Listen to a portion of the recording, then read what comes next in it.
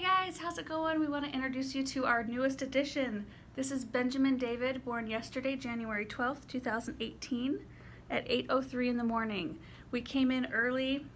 I was contracting every few minutes, but he was breech. So he was transverse breech, which means he was sitting horizontally in my stomach, and he had one leg going in each direction. So they thought it would be safest to take him via C-section, so that's what we did. Everything went super smoothly. I'm recovering really well. He's absolutely perfect. He's the absolute best thing I've ever grown in my entire life, and I would do it all over again.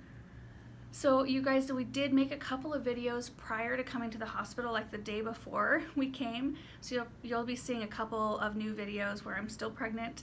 But after that, we are taking a little bit of a break. So Aaron, baby, and I are just gonna hang out as a family for a little while. We'll still be sharing pictures with you guys of what's going on with baby and maybe some things that are going on around the house, but no brand new videos here for just a little bit. So we really appreciate all of the support you guys have given. I mean, just blown away by all the comments and messages and prayers and thoughts, and we're feeling it over here. We're really feeling the love. So we just wanted to say thank you for that, and then just wanted you to see his precious little face.